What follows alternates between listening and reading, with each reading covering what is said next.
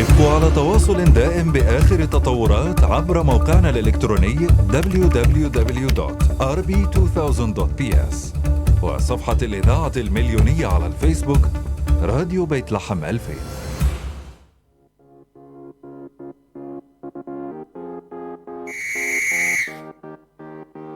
وصفت بوحدة الهدف وتجليات روح الأخلاق فسميت بالروح الرياضية. لا يمكن لهذه القاطرة البشرية أن تتوقف. الإعجاز يبدأ ما بين أقدام هذا الرجل وينتهي عند رأسه. يسجل الهاتريك الآن.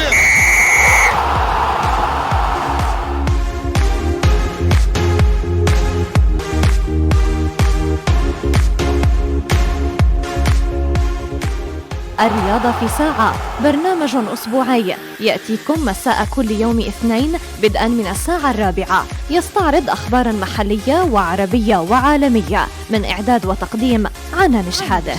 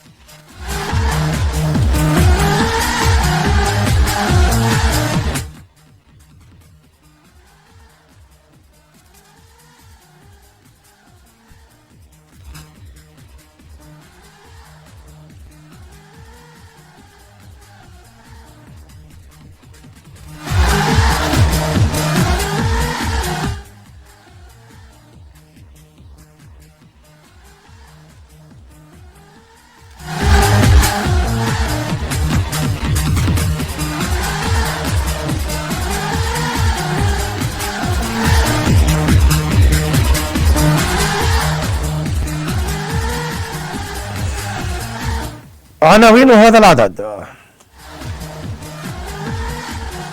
السواحرة يرافق العبيدية إلى دور المحترفين بكرة القدم. قائمة المنتخب الفلسطيني استعدادا لودية البحرين.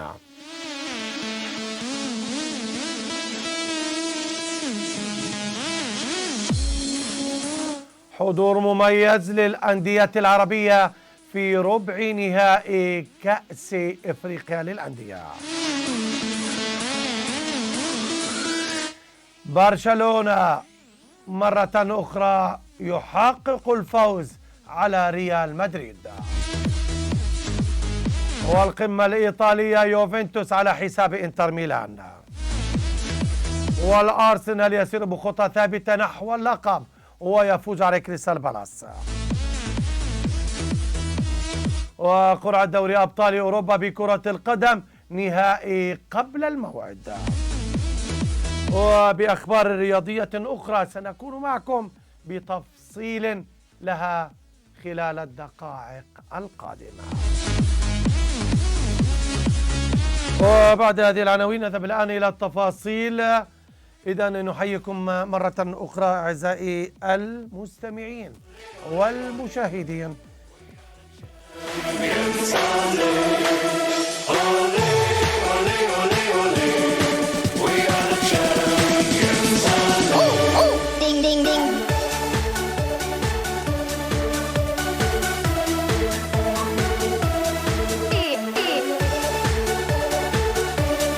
ونبدأ أولى أخبار هذا البرنامج من دوري الاحتراف الجزئي. العبيدية والسواحرة إلى دور المحترفين. السوارة بطبيعة الحال حقق فوز في آخر لقاء على إسلام السوربال ب4 أهداف مقابل هدفين، والعبيدية بقدم محمد جمال عيساوي يحقق الفوز على مركز طول كرم ويتصدر ويتوج باللقب، ثم الوصافة للسوارة، ومن ثم سلوان والكرمل ونور شمس إلى دوري الدرجة الثانية.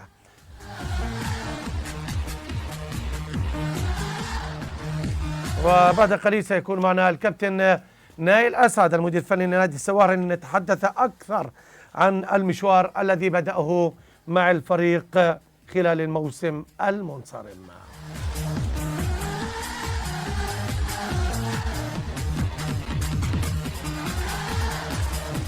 وبانتظار اتصال مع الكابتن نائل أسعد، إذا شباب الخليل يعزز صفوفه من أجل المشاركة العربية في بطولة كأس الملك سلمان الأندية لملاقاة النهضة. إذا عزز بناء على توجيهات من رائد عساف من هلال القدس محمد عبيد وهاني عبد الله والمدافع سامر الجندي، بجانب حازم عبد الله من ترجي واد النيس. ويفتقد الشباب لوجود 5 من لاعبيه من أبرز نجومه بسبب التواجد مع المنتخب الفلسطيني الذي يعسكر حاليا في العاصمة الأردنية استعدادا للقاء البحرين الودي في 25 من الشهر الجاري بالعاصمة المنامة، وهو موسى فراوي، عدي خروب، محمد يمين، محمود أبو وردة وتامر سيام.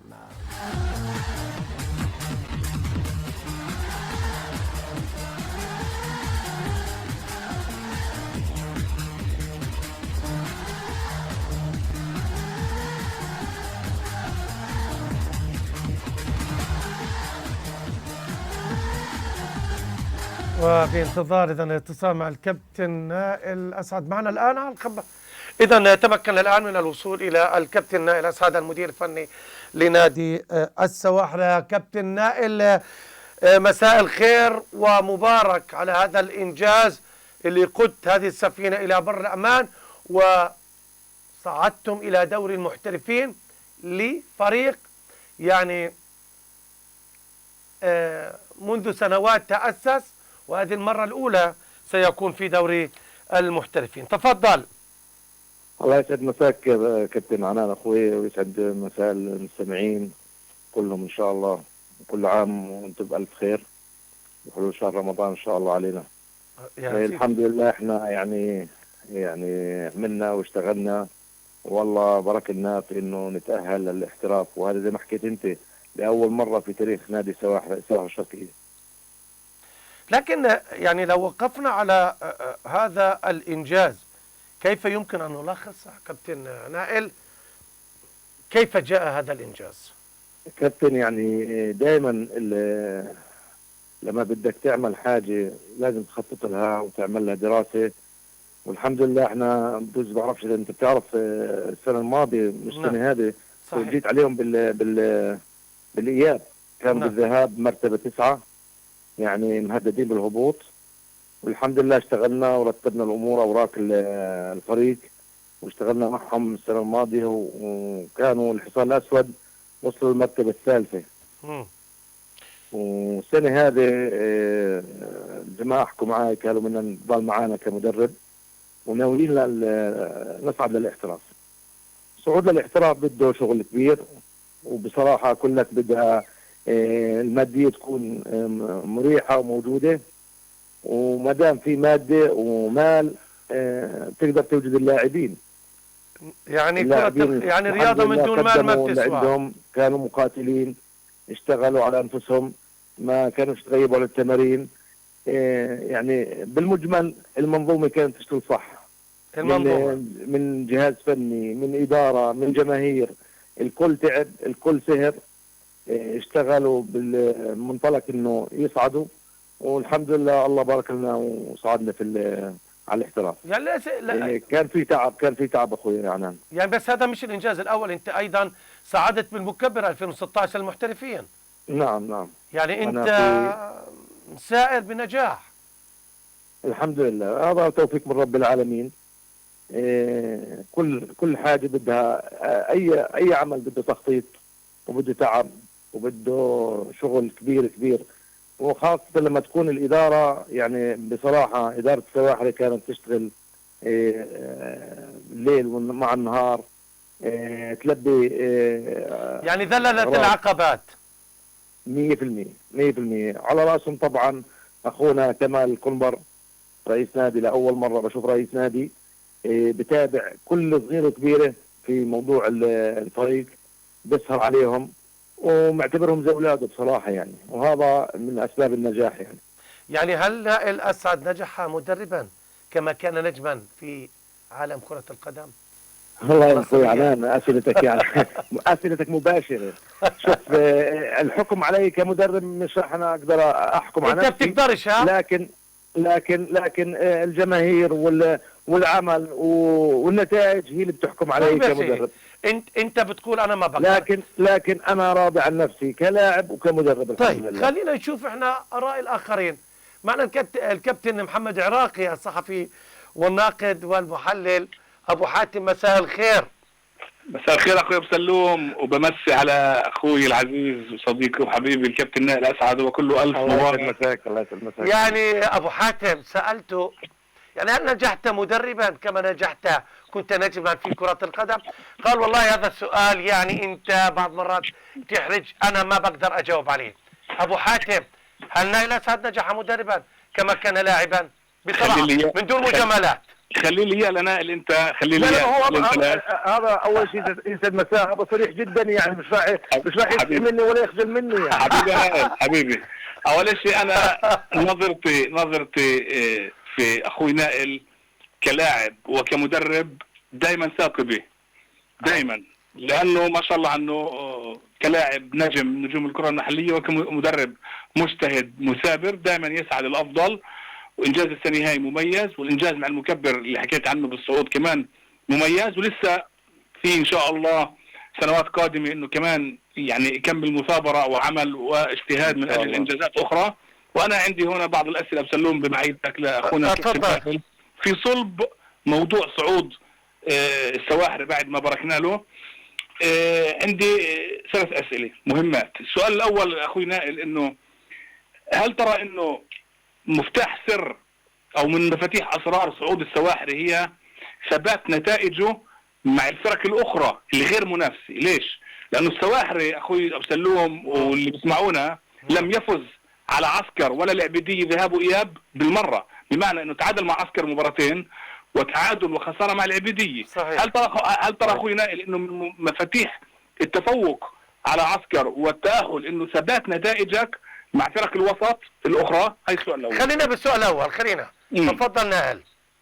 شوف اخوي، اول شيء سعد مساك حاتم حبيبي. يعني كرة قدم مبنية على خلينا نقول اللاعبين جزئيات بسيطة مهامهم، وجزء كبير خلينا نقول هو الحظ.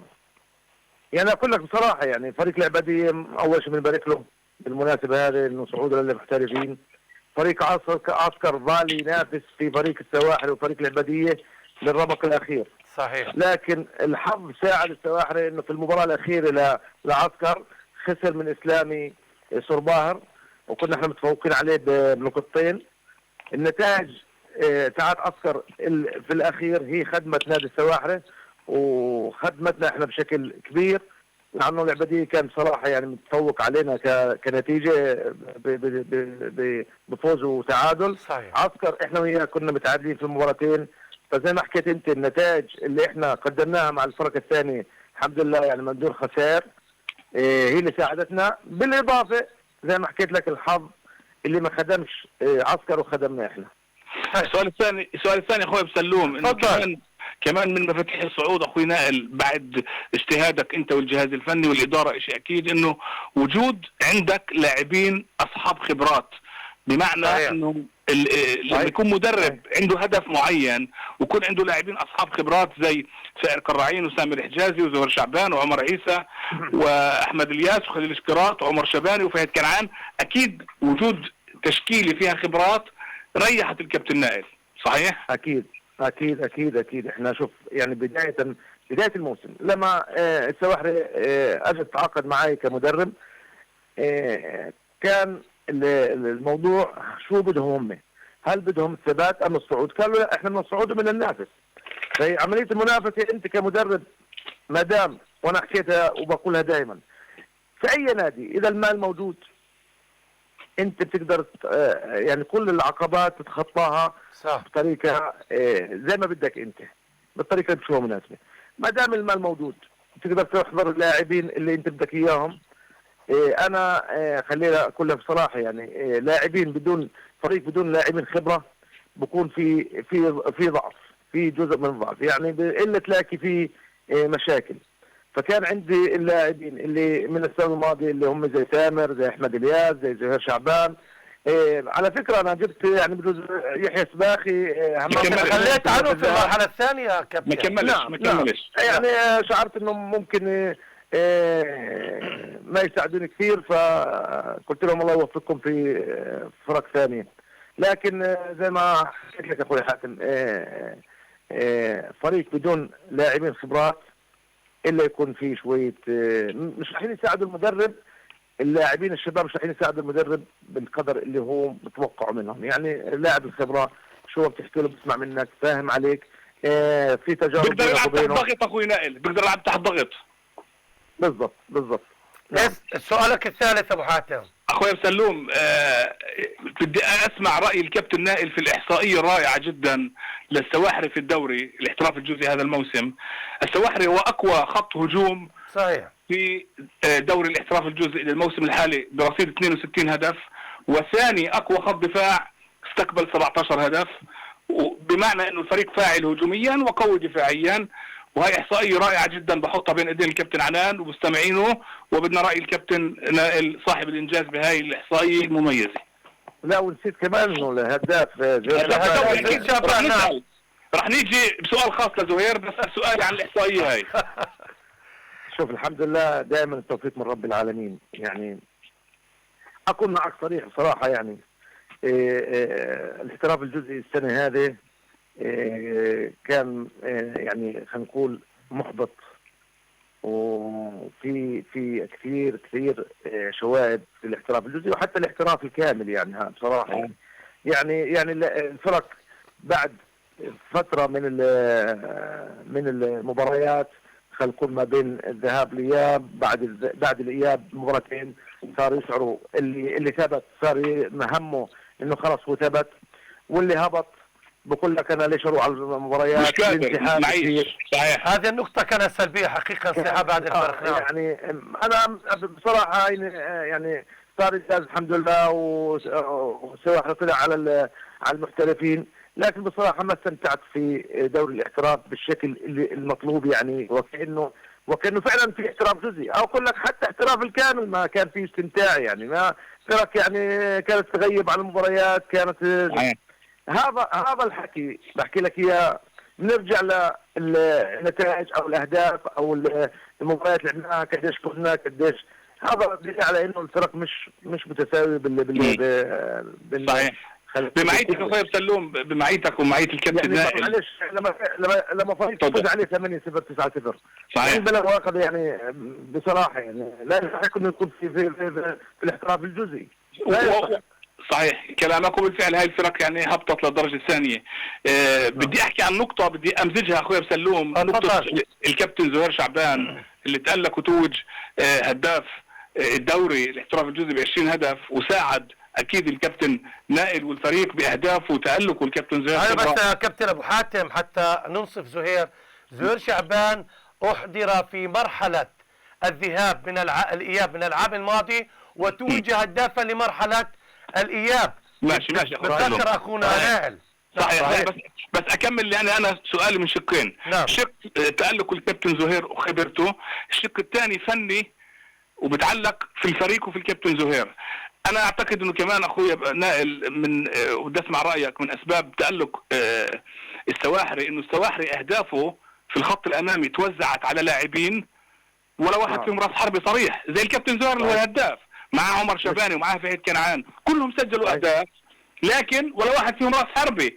يعني انت قدرت انه تستغلهم في المواقع المتقدمه على الاطراف، وحتى في مركز المهاجم في غياب مهاجم صريح رقم 9.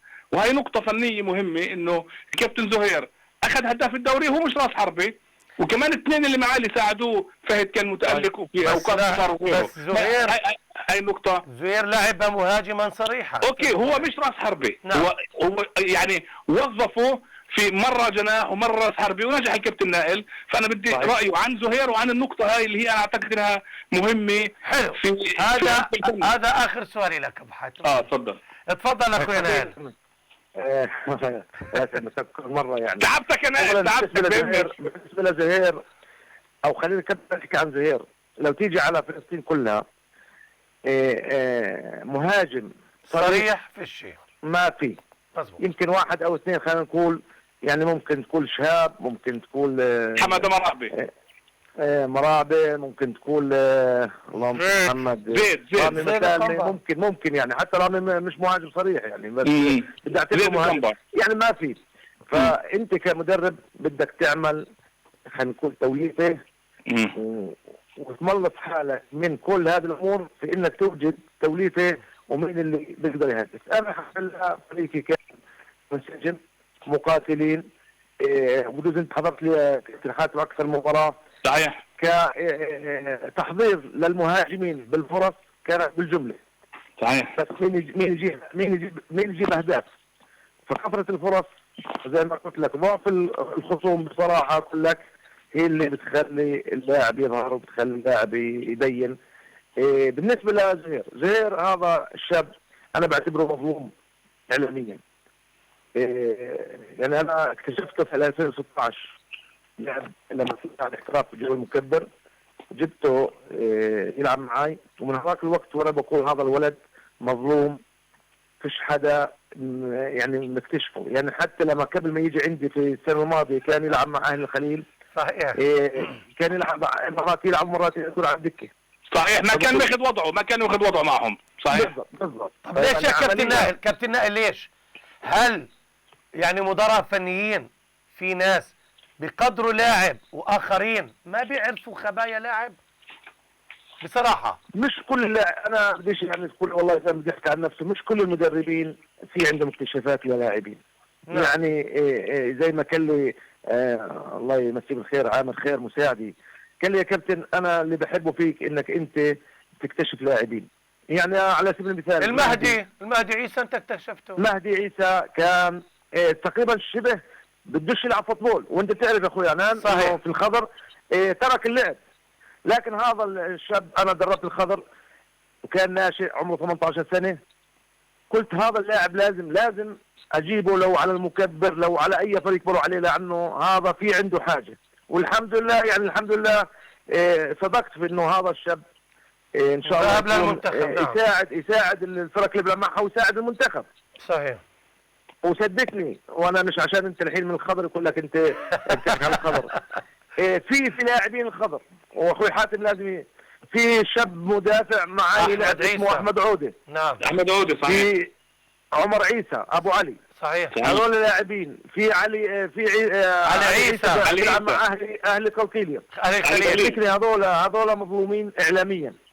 في لعيبه في شباب، لكن للاسف تيجي على المدربين بتعرف اللي بياخذ المبالغ الكبيره بقول لك انا بدي اللاعب الجاهز، انا شو بدي، انا بدي اروح اكتشف، ما فيش عندي وقت اكتشف لاعبين. فزهير من اللاعبين اللي مظلومين اعلاميا. الولد انا دائما بقول عنه هينا على البث المباشر بقول سراك اهداف. هذا بس لك الهدف سركه، يعني لازم يكون له شان في اي نادي بروح. والله يوفقكم جميعا. نفس ميزه والده.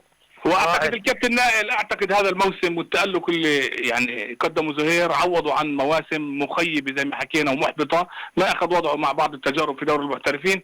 اعتقد الموسم الحالي قدم معاك يعني قدم مردود، اعتقد يعني انصفوا بالتألق والارقام يعني، وعوضوا كثير عن اوقات ضاعت وما كان اساسي بالفرق اللي لعب معها بالاحتراف. اكيد ان شاء الله ربنا يوفق الجميع ويوفقكم جميعا. كابتن نائل اسالك سؤال يعني من دون اي احراج فيه. انا بعرف الكابتن نائل بحب يغير التجارب التدريبيه، مره في الخضر، مره في المكبر، مره في السواحره. هذا امر صحي بالنسبه لمدربين. هل الان بتفكر ان تبحث على انجاز اخر، انك تنشئ الفريق زي ما نشلت المكبر، نشلت السواحل، ولا عقليتك الآن كيفية الحفاظ على هذا الإنجاز في ظل وجود نائل أسعد في السواحل بصراحة؟ والله أنا قلت لك يا كابتن، أنت أسئلتك يعني بتيجي يمك على في الصميم. شوف أخوي عنان، الحمد لله احنا عملنا إنجاز مع السواحل، وإن شاء الله ربنا بوفقنا في قادم الأيام.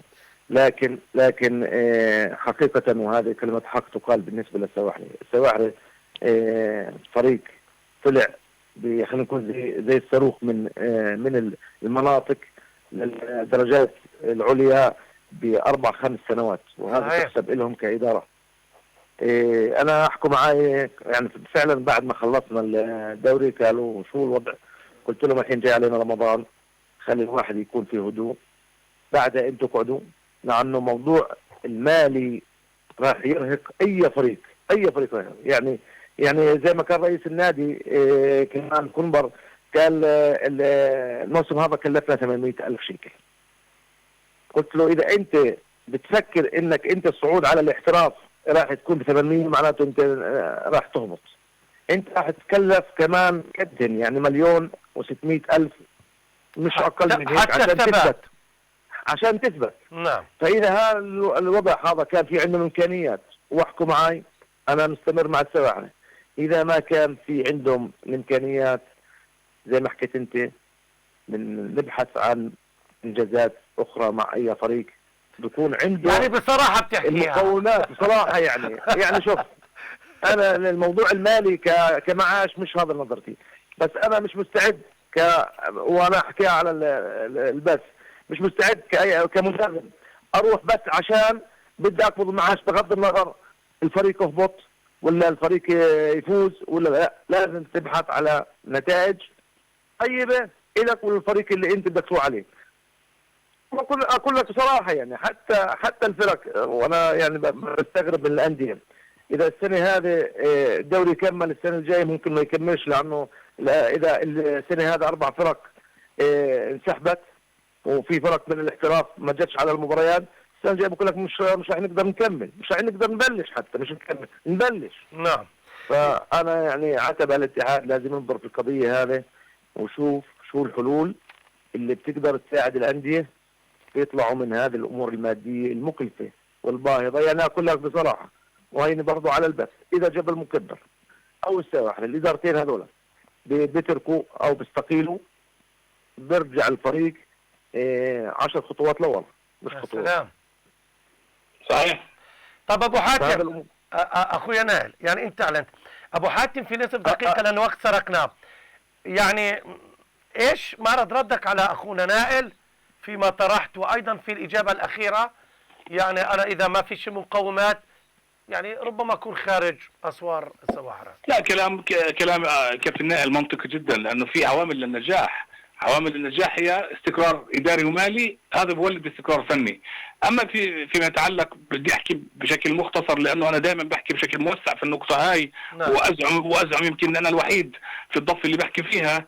الاحتراج وهمي وأعرج، أنتج أندية مفلسة إداريا وماليا بمعظمها إلا من رحم ربي، اللي تعتمد على رجل أعمال هون، بعض رجال الأعمال هون. بنحكي عن 3-4 أندية في الاحتراف. هذا الحكي صعب. الانسحابات هاي مش من فراغ، الأندية ما معها إشي، ما حرمك. هل يعني إحنا راح نضلنا مستحملين 13 سنة استحملنا، بس إلى متى منظومة احتراف لا تضر أي دخل على الأندية؟ هذا مش موجود ولا في أي دولة في العالم. الأندية عندنا في نظام الاحتراف الحالي كالبقرة الحلوب، اصرف اصرف اصرف في ظل وضع اقتصادي صعب وفي ظل وضع سياسي صعب.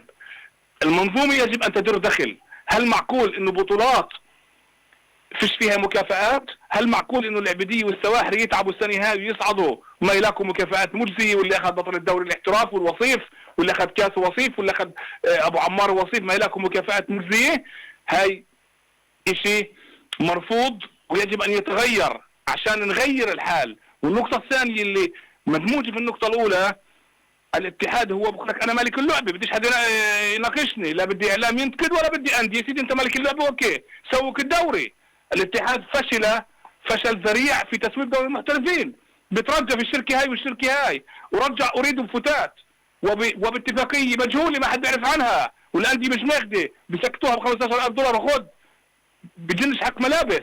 طيب اذا تسويق الدوري وتوزيع رعايته على الانديه، اذا الاتحاد مش قادر فلتشكل رابطه الانديه المحترفين تسوق الدوري وتجيب بنوك وشركات ترعى الدوري وحصتها وريع التسويق كله بروح على الانديه.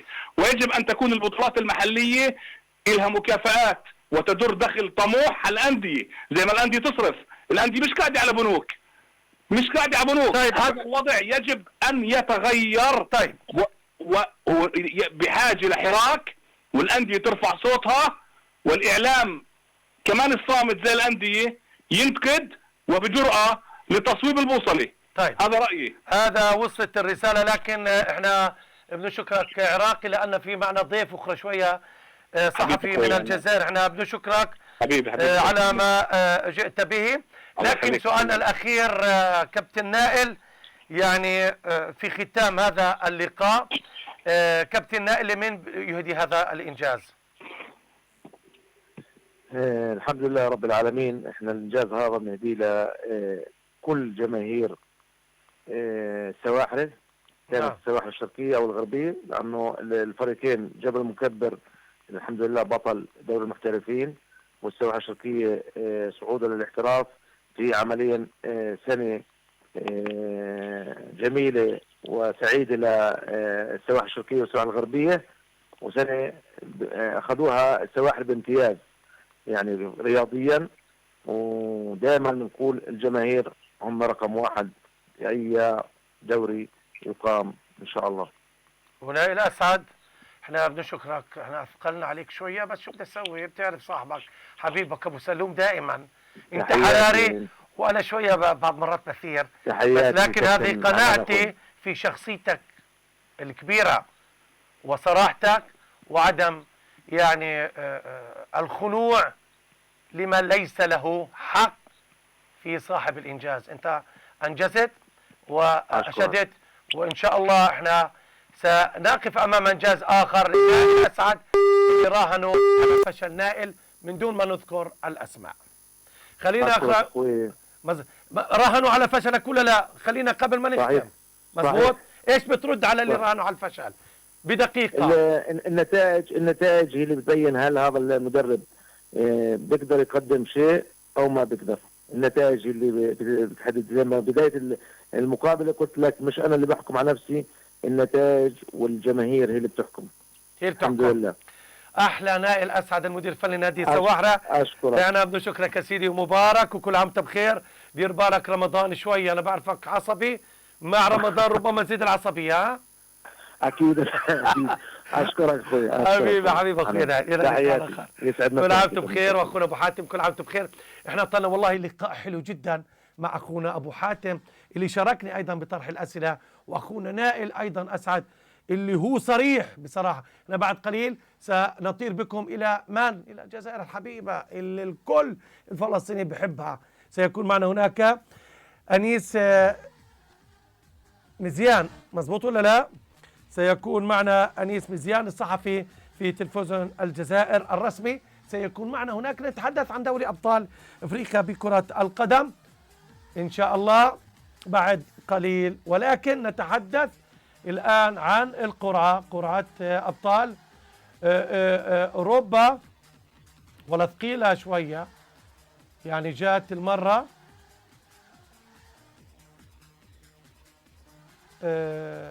ريال مدريد مع تشيلسي، بايرن ميونخ مع مانشستر سيتي، بنفيكا مع انتر ميلان. يعني قرعة مليحة مرتبة.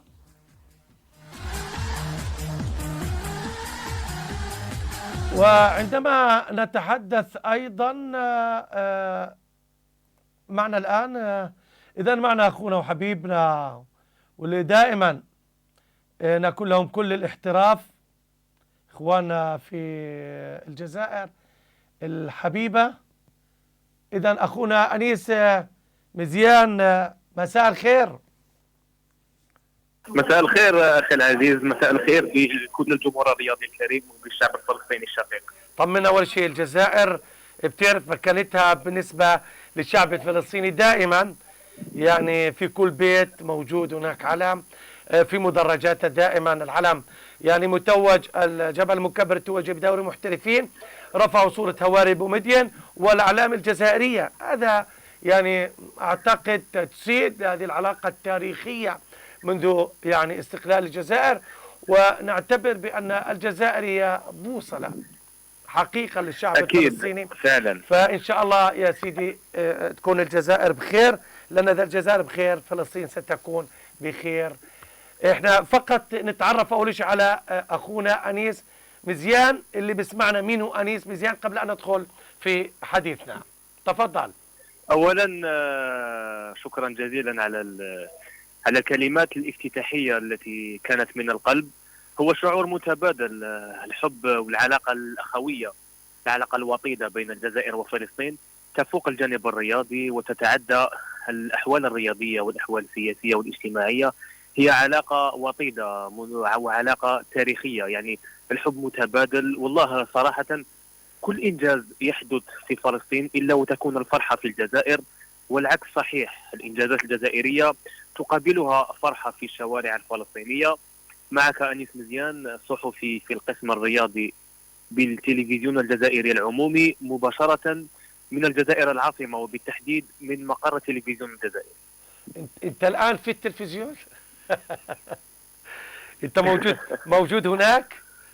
موجود في المقر فعلا. طيب يا سيدي، احنا اهم شيء قبل ما ندخل في حديثنا، احنا طير لنا يعني اسماء ايات المحبه لكل الطاقم في تلفزيون الجزائر. وانا الي اخت عزيزه هناك، اختنا نيروز محمد، كانت زميله الي في بن عكنون في الجامعه، قرانا وان كنت انا يعني متقدم عام عنها، عام دراسي، ولكن اخت عزيزه يعني بعد سنوات وبعد 27 عام، قرابة 27 عام يعني عاد الاتصال. فإحنا بنطير لكل الطاقم في التلفزيون الجزائري الرسمي هذه المحبة وهذه القبولات، ونقول للأخت نيروز طبعا سلمتي على هذا التعاون، لأن هي التي أوصلتني إليكم. إحنا بنشكرك أخي أنيس. ولكن دوري أبطال إفريقيا وجود بالوزداد، وجود أيضا شبيبة القبائل جياسكا اللي أنا كنت أشجعها كثير إلى جانب وفق الصيف ومولودية العاصمة نفط العاصمة أيام ما كنت أقرأ، ورائد صلب القبة وغيرهم يعني من الأندية. الآن على الخارطة الإفريقية في الأندية فريقين من ضمن الثمانية. هل هذا ما دلالته حقيقة الأمر؟ دلالة وجود فريقين لم نشهدها من قبل حقيقة منذ سنوات. فعلا. تفضل. فعلا والله من خلال السؤال تاعك نفهم على انه انجاز، نقولوا انجاز تاريخي، ربما نقولوا انجاز مستحق بالنسبه لممثلا الكره الجزائريه، شبيبه القبائل وشباب الوزداد. اولا خليني نتكلم على شبيبه القبائل، لانه هذا النادي عنده رمزيه هنا في الجزائر، عنده تاريخ في الكره الافريقيه. صحيح. واكيد حين يتعلق الامر بشبيبه القبائل في السابق كان اسم هذا النادي مرتبط بالمنتخب الجزائري، لانه كان هذا النادي يمثل الجزائر في كل المنافسات الافريقيه، كاس الاتحاد الافريقي، رابطه ابطال افريقيا، 7 نجوم مرسخه في قميص الزعيم مثل ما يلقب هنا في الجزائر شبيبه القبائل. هناك مثل جزائري يقال على شبيبه القبائل: الكبير يمرض ولا يموت. شبيبه القبائل في اخر 10 سنوات مرت بظروف اداريه صعبه، تغييرات كثيره على اداره الفريق، على الطاقم الفني، لاعبين وتغييرات كثيره. ولكن حين يتعلق الامر بتمثيل الجزائر، حين يتعلق الامر بمشاركه الشبيبه في المنافسات الافريقيه، نشاهد وجه اخر، نشاهد تلك الحراره، تلك الروح الحماسيه، تلك الاراده والعزيمه. والنتيجه واضحه، تاهل في مجموعه فيها اسماء ثقيله في افريقيا. تتكلم على الوداد البيضاوي، صحيح. تتكلم على بيترو اتليتيكو، تتكلم على نادي فيتا كلوب، يعني اسماء عندها وزن في الكره الافريقيه. نفس الشيء بالنسبه لشباب الوزداد. نقول هذا النادي بعدما يعني ولات عنده ثقافه الانتصار وثقافه التتويجات هنا في الجزائر. اتكلم على البطوله الجزائريه، المتوج باخر 3 نسخ من الدوري الجزائري المحلي. الان صار يفكر تفكير بعيد المدى، تفكير بعيد المدى يتجلى في المنافسه الافريقيه، يتجلى في الوصول الى ابعد دور ممكن، ولما لا التتويج بهذه النسخة الإفريقية، لأنه يعني بصراحة من الناحية الفنية ما فيش مستوى كبير بين الفرق المتوجة أو الفرق الكبيرة في إفريقيا. نتكلموا على الأهلي، نتكلموا على الزمالك، نتكلموا على الترجي. الآن الشباب يعني فاز على الزمالك ذهابا وإيابا، هو أول نادي جزائري صحيح. يفوز على الزمالك في موسم واحد ذهابا وإيابا. شبيبة القبائل فازت على الوداد البيضاوي الذي توج بآخر نسخة من رابطة أبطال إفريقيا. يعني من الناحية الفنية المستوى جد متقارب وكل شيء ممكن في كرة القدم.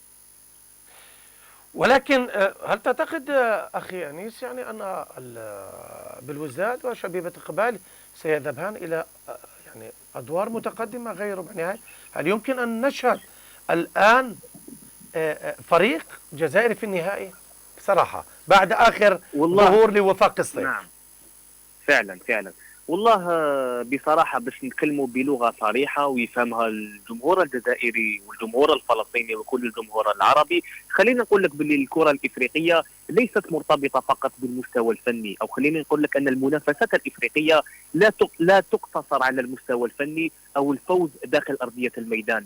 يعني بصراحة فيه كواليس، فيه أجندة تتدخل ومرتبطة بهذا الفرق الكبيرة، يعني بدون ذكر الأسماء.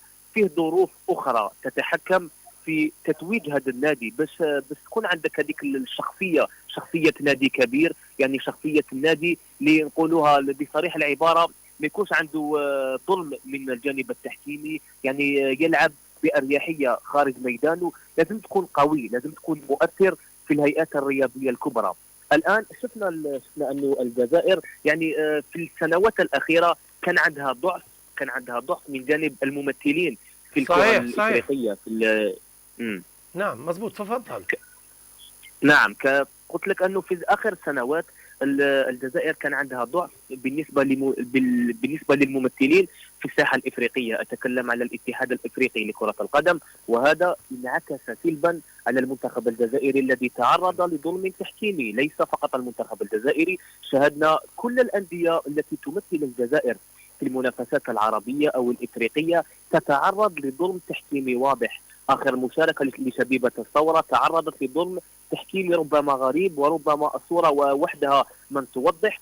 ربما يعني نقول لك بصريح العبارة في إفريقيا باش يكون عندك وزن، يكون عندك اسم كبير، لازم تكون حاضر فنيا وأيضا تكون حاضر من. طب لماذا هذا التغيب القوة؟ الجزائر يعني معروفة رياضيا وسياسيا، لماذا الدور عندك راورو أظني في الاتحاد الدولي؟ فعلا يعني في هناك نعم لأنه خليني نوضح لك بعض الأمور. يعني الجزائر لو نولوا في آخر العامين، يعني بالتحديد العام الأخير من المشوار الرياضي الجزائري، نظمت منافسة بطولة إفريقيا للاعبين المحليين وأنتجت لنا صورا رائعة. والبحر الأبيض متوسط الألعاب.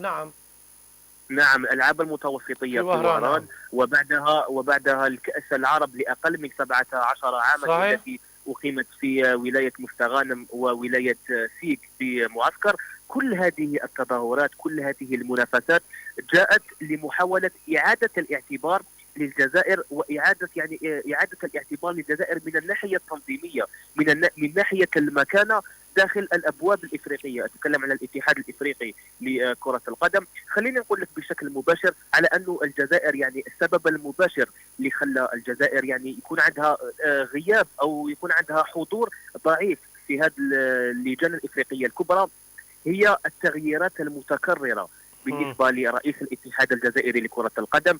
فيها يعني أسماء ليست ثابتة، يعني نقولوا في كل عامين فيه اسم جديد يكون رئيس الاتحاد الجزائري لكرة القدم. وتغيير هذه الأسماء يعني أثر على العلاقات بين الجزائر وبين البلدان الإفريقية. طيب لكن خلينا نكسب الوقت.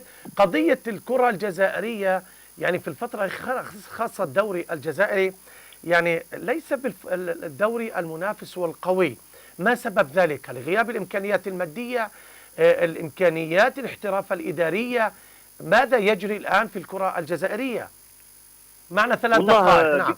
نعم فعلا بصريح العبارة أنا أقول أنا متابع أنيس، أنا متابع للكرة في الجزائر.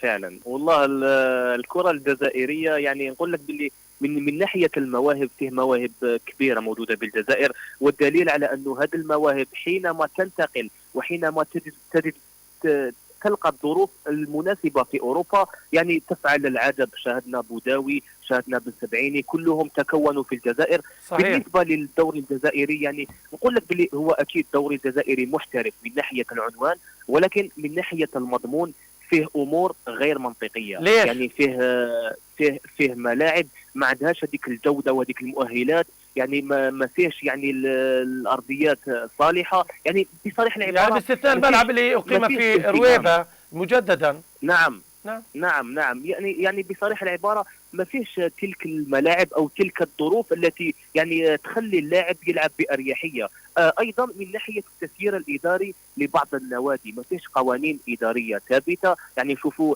تغيير المدربين في كل 3 أشهر، لاعب يلعب في فريق فلان وبعدها باسبوع ينضم الى فريق اخر، تغييرات عشوائيه، يعني ما فيش استراتيجيه، يعني فيش استقرار بالكره الجزائريه، استقرار بالمنظومه.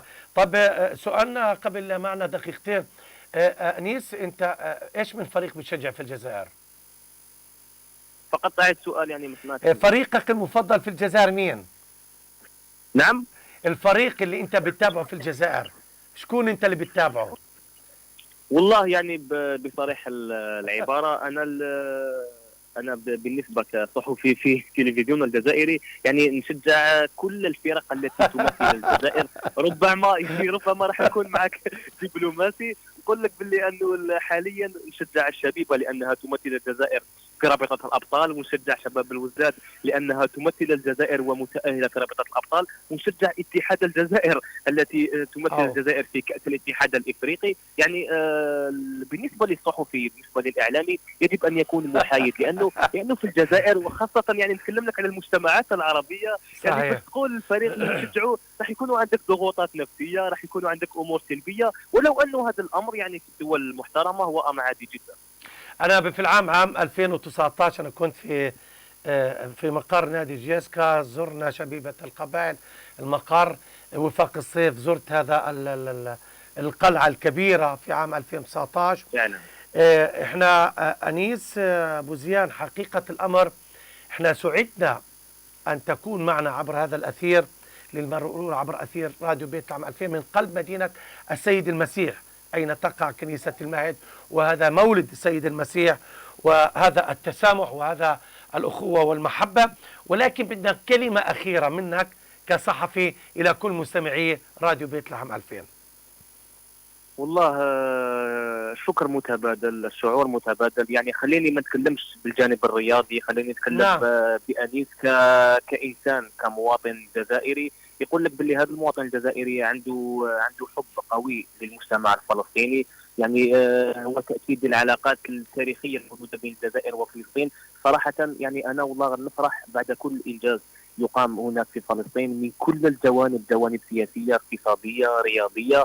ويعني الفرحة تاعي ربما ستكتمل يعني حينما تطأ قدمي أرض فلسطين إن شاء الله في الأيام القادمة. والله راح تكون عندي سعادة كبيرة، لأنه يعني بصراحة نحس روحي في بلادي. يعني حتى المجتمع الفلسطيني كي نتكلم معاه نحس على أنه ليس بالمجتمع الغريب، ربما يعني نفس العلاقة وربما نفس المحبة. نعم. والله هذا شيء جميل جدا. خليني نوجه تحية لكل المجتمع الفلسطيني الشقيق. يعني نقولوا باللي أنيس مزيان هو شهادة من كل الشعب الجزائري الذي يحب دولة فلسطين ويحب شعب فلسطين، ودائما بالقلب والقالب مع فلسطين. وشكرا جزيلا لكم. حتى تكون على بينة أخويا أنيس، أنا عشت عندكم 5 أعوام، وأنا بشعر بهذا الأمر اللي بتتحدث فيه وليس بغريب. ويمكن أن نقول بأن الفلسطيني خط أحمر عند الجزائري. أنا أستاذ في المنطقة اللي أنا بسكن فيها، قبل أيام توجه إلى الجزائر في منطقة بوفريق تاعت الزلبية كما تقولوا، وجرى له البرتقال تشينا أخرى بوفريق، وجرى له الاستقبال والاحترام والتقدير. احنا بنقدر كثير أخويا أنيس بوزيان. نوعدك أن تكون معنا على تواصل عبر هذا الأثير راديو بيت لحم 2000. شكرا، تحياتنا إلى الجزائر الحبيبة. إلى لقاء آخر. أشكرك سيدي، أشكرك، شكرا. وبعد شكرا هذا جزيلا. اللقاء إذا نأتي لنهاية هذا البرنامج وبهذا النفس الجزائري. هذه تحيات معد مقدم برنامج عنان شحدة، ولا ننسى الثنائي المرح. هذه المرة أجانا أخونا حاتم بعد غياب حاتم طقاطقة ابتسم، وغسان بنورة سبحان الله إلى أسبوعين بابتسم، وأنا يعني شيء جديد بالنسبة لي. غسان وحاتم. رنوش رنا عوينة أيضا زميلتنا من وراء الزجاج بتقول لكم مساء الخير، إلى لقاء آخر. ديروا بالكم، كل عام وانتم بخير، إياكم وتفطروا. الاثنين القادم بنكون في رمضان. غسان ما هو محلل إلي يفطر ولا بدك تصوم معنا؟ إلى لقاء آخر.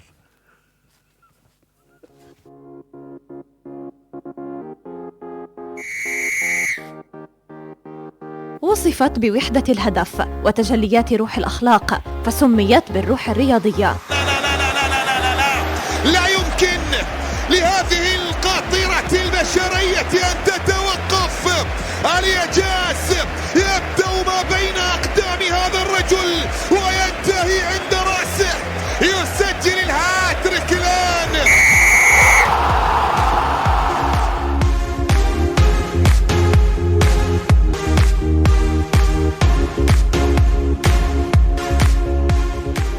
الرياضة في ساعة، برنامج أسبوعي يأتيكم مساء كل يوم اثنين بدءا من الساعة 4، يستعرض أخبارا محلية وعربية وعالمية، من إعداد وتقديم عنان شحادة.